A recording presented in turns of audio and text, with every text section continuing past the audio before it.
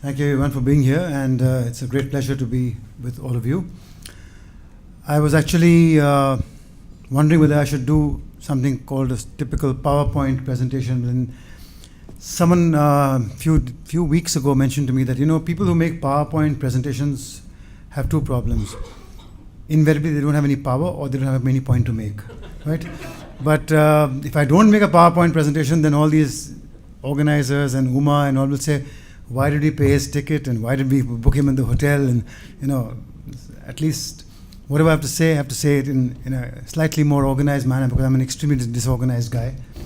That's why I think I've survived 35 years in advertising. So sometimes, when I go to colleges and especially to schools, and I talk about career counseling, and I remember one of the ladies was a counselor in school, and she invited me for the first time, talking about 10, 12 years ago, to talk to class 12th students on advertising as a career.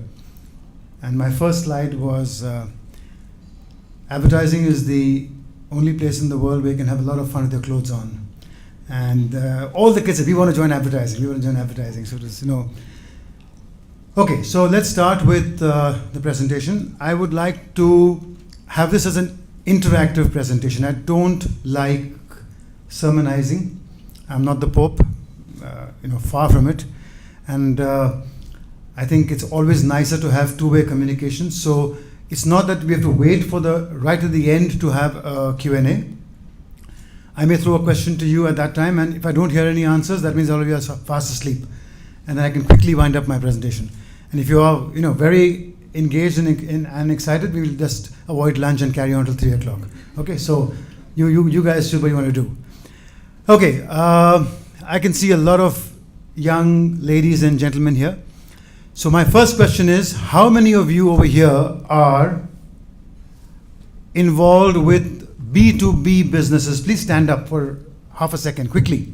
How many of you are with B2B businesses? 1, 2, that's it. 3, okay, 4. 4 people are with B2B businesses. And how many of you are here with B2C businesses? Or, 1, 2, 3, 4. You mean everybody else, almost 80% don't do anything, is it? They are sort of having a nice holiday, no B2C, no B2B? Maybe, you've given the answer by sitting down quietly, because I think this is a big myth in our country, in our world, in our lives. There is nothing called a B2B business, there's nothing called a B2C business. It's now all P2P business. Do you know what that means? People to people, person to person. Even if a guy is going to meet a doctor and he says, I'm in a B2B business, or if he's selling, cola across the counter, he's selling to a person. And that is why it's extremely important to understand that there is nothing called B2C and B2B, it's all P2P. And that is why the topic of the next half an hour, 45 minutes is humanizing the brand. It's all about the human touch. It's all about making sure that we don't forget that brands are also, in many ways, human and come alive. Interesting that while brands become human, there's also a reverse technology going on. There's also a flip side to the whole thing. And you know what is happening? Humans are trying to become brands. How often we've said, Tendulkar is a very interesting brand. Tendulkar is a human being, he's a cricketer. Where's he a brand? Virat Kohli is a very different kind of a brand. Yes? So it's strange that we try and make brands human, and along the way, human beings become brands. And that's how they get remembered forever and for posterity. So very quickly, I think it's an umbilical cord. I'm sure you're all familiar with the umbilical cord, right? And sometimes you've got to cut it. But the umbilical cord is not about the human side and the brand side. It's about something which you'll just see in the next few points over here. It's being funny or it's being serious. It's being young or it's being old. I think it's getting cut from that side, right? Is it getting cut? Yeah. It's sometimes being a challenger or sometimes being a leader. Many a times we are, as human beings and like brands, either we are scared, oh my God, competition is coming, right? Many times we are really worried, or we are aggressive, I don't care, let them come, or I'll go into the market and knock the leader off, right? I mean, can you imagine just 25, 30 years ago, I think some people over here who are of my vintage will remember that there were only two car brands, the Fiat and the Ambassador, right? They were leaders, they had 50% market share each, and they didn't really care a damn what was happening to the Indian market. There was a brand called Rajdoot motorcycles many years ago, Java. Where are they now? Where are they now? They're only posters and in people's offices or maybe vintage pictures somewhere. We have someone in the room who uses Java still. You too? Okay. Wonderful. So I was at a Java launch yesterday. So it's not the baby Java. This is the actual Java, and they've relaunched it yesterday. And Mahindra is bringing back these old classic brands because they believe that these are legends. These are human beings who disappeared for a while, but they can come back and reconnect. And I think the other thing which is very important between brands and human beings is this whole concept of trust and love. So what are we talking about? I mean, are we talking about brands from the pure, robos or machines? I think we must remember this entire discussion is around humanizing the brand. 99% of the time, if people are asked, and I'm not giving you any bookish knowledge, I'm not giving you any quotes from the internet, I'm not giving you, theory. This is learning and like Sharat said, fun over the last 35 years of having worked on such amazing brands. These are the things which come to light. That people want to see you. People want to listen to you. People want to laugh with you, to cry with you, be happy with you, be sad, be a friend, and most importantly, be a partner. All these in the, when you have a partner, invariably, whether it's your wife or your husband or your life partner, you invariably go through all these emotions day in and day out. There are some good days, there's some bad days. And when you ask most people in this room or anywhere in the country or anywhere in the world, why did you buy this shirt? Or why did you buy this coffee? You go to Starbucks or you go to CCD, right? And so many times you have a coffee over there. You know what the common answer is? The one simple common answer is. Any guesses over here? Let's have some engagement from the other side. Yeah? My wife likes it. Very good answer. What did you say, sir? It's a brand. It's a brand. No. Any other answer? Correct. The common word which is coming across over here is the word like. I like it. After a while, you start using brands, you get used to them, and they become your partners in life because you like it. I mean, do you really want to stay married with a woman or a man who you don't like? I'm sure there's some over here who might say, yes, I'm still suffering. Yeah, ab kya kare, karna padta hai, but it's a fact. The day you say, I don't like you, you better get out of that damn relationship, right? There's no point suffering and, just hanging in there. Yes, for the kids' sake, for some social pressures, blah, blah, blah, etc., etc. Some people will do it. They'll bite the bullet. But 99% will. And of course, this is not a marriage of any pressure on you. If you don't like a brand tomorrow morning, you'll walk away. So that like factor is as important both as like and dislike.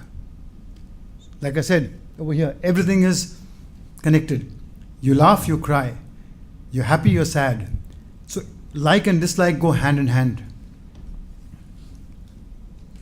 Okay, so my presentation over here is not, like I said, to sermonize. It's just to share with you a few interesting case studies where brands have understood that humanizing the brand, to marketing teams who have understood that there is a human side which we have to bring to the front.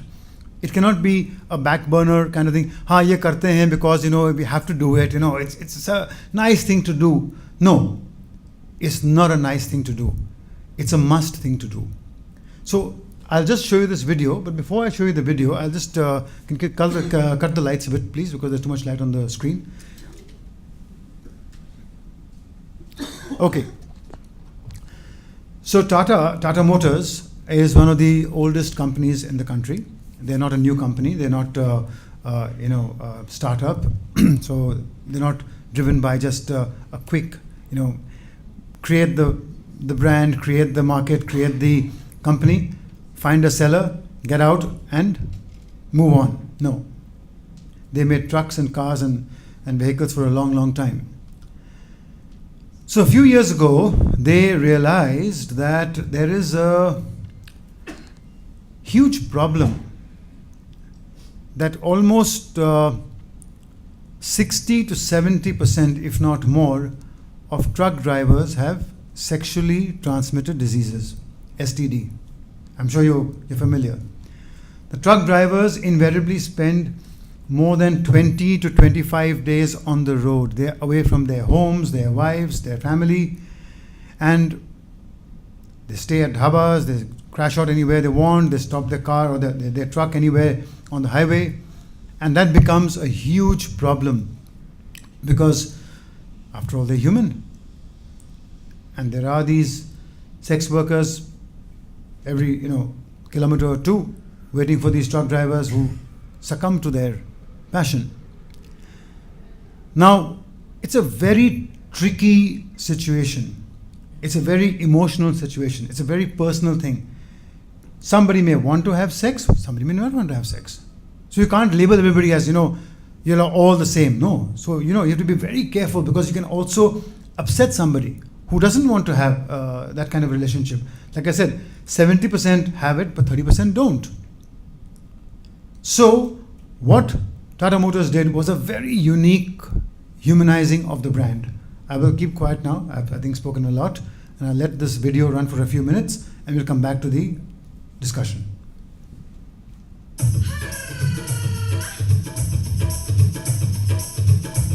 Six million trucks on Indian roads have this message painted at the back. Use Dipper at night, which inspired us to create a new condom brand, Dipper. Tata Motors, India's largest truck manufacturer, wanted to promote safe sex amongst truck drivers in India, across the second largest roadway in the world. The journeys get lonely. Research proves that 2 million truck drivers visit sex workers. AIDS awareness was low. We wanted to reach the truckers in remote locations where no media or internet could, in a language they understood best. This line, which means dip headlights at night, became the message. We created a special range of condoms called Dipper, using truck art, a part of the Indian highway culture. These condoms were manufactured by HLL Lifecare Limited, India's leading contraceptive provider, and distributed by TCI Foundation at health clinics, service centers, highway eateries, petrol pumps, and convenience stores. In a condom wallet.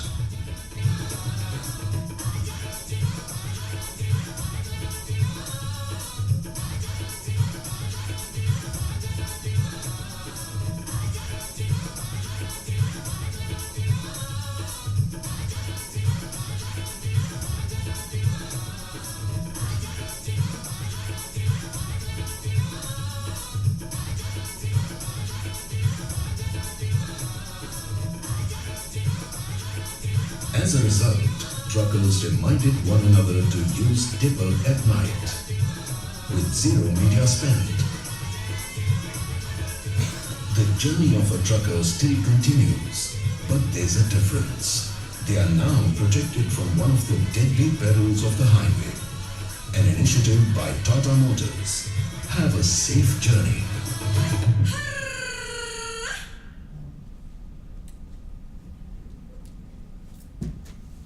I'm sure most of you haven't seen this film. Have you seen it? Because you're not a trucker? Chances are that. But this was done a few years ago, I think almost 7-8 years ago, before social media and before the digital boom happened. But it has also won a lot of awards at Cannes and other advertising and marketing forums. And the interesting thing is that it's being asked for again and again. It was seen as a one-off kind of a initiative to try and humanize the brand, but it actually has been now brought back, and there's a, like I said, Dipper 2.0 is going to be coming up very soon, thanks to the small screen, thanks to the mobile.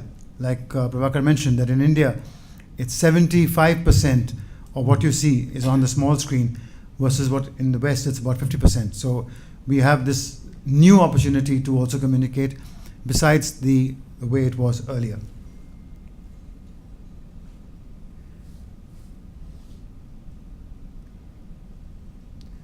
Okay, now that was very pure, simple communication connecting with the actual user, the truck driver who was away on 25 days of driving every month. Now you can also imagine that there is a huge population in India, and there's a raging debate going on these days about the issue of jobs. Am I right? There's a government point of view saying that we've also created so many jobs, and there's another point of view saying no, jobs have come down, etc., etc. So there's a massive amount of debate and discussion that are there enough jobs in the country or not. And you'll be happy to know, it's a good sign for us, for India, that we are one of the most entrepreneurial countries in the world. We have more entrepreneurs in India than any other country in the world. Of course, thanks to our 1.3 billion people also. But the fact is that whether it's a chaiwala, whether it's a guy selling vegetables, whether it's a roadside mechanic, they're all entrepreneurs. It's not only about the Narayan Murtis who are entrepreneurs, there are also people who are on the street. So here came an opportunity for Tata Motors to again humanize the brand. I will speak about this after you see this film. You might see me in this film for a short while, so just bear with me on that. Tata Motors लाए हैं घर लाओ gold contest, एक ऐसा contest जहां देश भर से लोगों ने पेश किए अपने यूनिक बिजनेस आइडियाज। इस कॉन्टेस्ट में 1200 शहरों और गांव से 26,000 लोगों ने भाग लिया था, जिसमें से सेलेक्ट हुए सिर्फ 19 कंटेस्टेंट्स, और उन कंटेस्टेंट्स में से टॉप 5 विनर्स को अक्षय कुमार ने दी टाटा एस गोल्ड की चाबी। Myself Roma, I'm from Korba. I'm Saurabh and I come from Mysore. मेरा नाम पूनम बूध है और मैं सतारा महाराष्ट्र से आई हूँ। मेरा नाम साहिद पठान है और मैं राजकोट गुजरात से बिलोंग करता हूँ। राउंड 1 में हमारे कंटेस्टेंट्स मिले अलग-अलग कंपनीज के हेड से। लगभग हर महीने 400 मिलियन स्टार्स गेट वेस्टेड। मैं पावर ट्रांसफार्मर इंजीनियर हूँ। राउंड 1 खत्म होने पर 5 कंटेस्टेंट्स एलिमिनेट हो चुके हैं। अब होगा राउंड 2, जहाँ 3 बड़ी कंपनीज से उनके टॉप ऑफिशियल्स जूरी बनने आए। हमारे 14 कंटेस्टेंट्स को इनके सामने अपने आइडिया पेश करना पड़ेगा। मैं उन लोगों से वो सामान खरीद लेता हूँ और मार्केट पे लेके जाके सेल करता हूँ, तो उससे मुझे काफी मुनाफा मिल सकता है। सारे कंटेस्टेंट्स के आइडिया सुनने के बाद जूरी मेंबर्स अपने डिसीजंस पर आ गए। कौन होगा टॉप 5 में और कौन होंगे वो लकी 5 जिन्हें अक्षय कुमार से मिलने का मौका मिलेगा। 14 में से जो 5 हम अनाउंस करने वाले हैं, अनीश, राहुल, अनिकेश, रोमा, देवेंद्र जी। अब होगी इनकी मुलाकात इंडिया के सबसे बड़े सुपरस्टार अक्षय कुमार से, जो इन्हें इनकी नई टाटा एस की चाबी देंगे।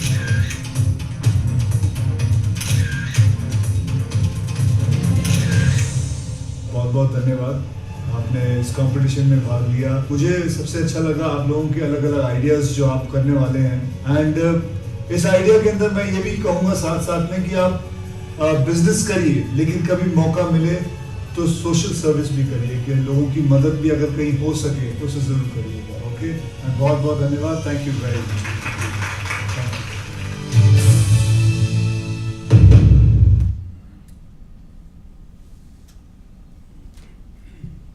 So like I said, entrepreneurship is a very big thing in our country, and we went to 1,200 cities, 26,000 people applied. The fact that there were so many amazing ideas which came up. It was not only about the brand, it was not only about the Tata Ace, it's not only about the vehicle, but simple ideas which, did you see how many women were there? In the ladies in the contest, right? Amazing. They were coming to the fore and saying that we want to also do things. One lady had a plan to make this machine into the van into a dispenser for sanitary napkins. Amazing how a person from a small little village in the middle of nowhere was thinking about socially relevant stuff, also making money out of it. So I think that is where, as you saw, two different exposures, two different ways of the same company, the same brand, trying to add a genuinely human value to itself. And it's not only about success and meeting Akshay Kumar and having a great prize to win. It's the journey. It's the fact that there was actual engagement. And today, like Prabhakar was talking about in the morning session, in a newspaper, I mean, we all love our newspaper. We would like to have it with our cup of tea, and we have that touch feel. The television is on, you watch the news, the radio is on, you can listen to the radio in your car or whatever it is. How often do you pick up the paper, see something, and talk to that person in the ad? You can't. Very rarely will you pick up the phone and say, okay, how much is this for, and call for an inquiry. Very rarely. But with this kind of digital move right now, and that's what I think we're talking about, the digital age today. The second one, the first one was not digital. The second one was hugely digital, and we actually got engagement, and that is what brands are dying to do. They want engagement with their customers. It is not about only one-way communication. It's two-way communication.